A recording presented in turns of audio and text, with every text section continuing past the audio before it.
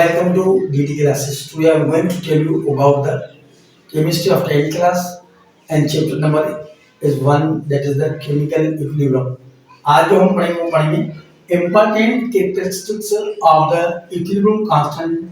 जो वो क्या होते हैं इक्विलिब्रियम कांस्टेंट जो Kc है उनके मेन पॉइंट कौन से हैं, उनकी खास प्रॉपर्टीज कौन सी होगी, कैरेक्टरिस्टिक्स कौन से वो हम पढ़ेंगे। नंबर एक ये है कि Kc only works in the equilibrium. अब जब इक्विलिब्रियम हम किसे कहते हैं, rate of forward reactions will be equal to the rate of backward reactions.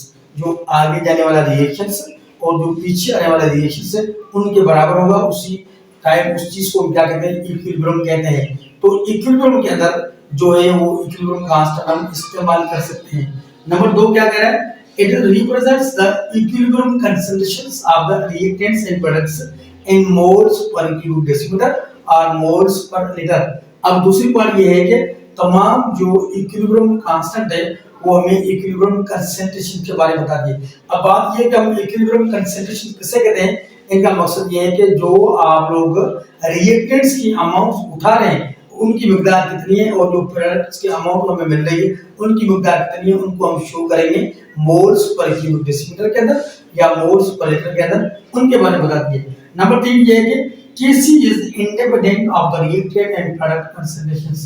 अब उनकी हम कितनी मिकदार उठा रहे हैं, कितनी मोल्स पर क्यूब डेसीमीटर उठा रहे हैं, किसका, रिएक्टेंट्स का या प्रोडक्ट्स का, उनके ऊपर जो है Kc के ऊपर इस चीज का कोई जो है असरअंदाज नहीं होता है। मींस जो अमाउंट रिएक्टेंट्स की कितनी है या प्रोडक्ट्स की अमाउंट कितनी है, इनका कोई Kc से लेना देना नहीं है, Kc के ऊपर इस चीज का असर नहीं होता है। नंबर 4 कह रहा है Kc varies with the temperature. हाँ ये है कि जो इक्विलिब्रियम कांस्टेंट की वैल्यू है वो टेंपरेचर बढ़ाने से या टेंपरेचर कम करने से वो डिस्टर्ब हो जाती है। मींस हम कह सकते हैं कि टेंपरेचर जो है वो इफेक्ट हो रहा है किसके ऊपर, Kc के ऊपर।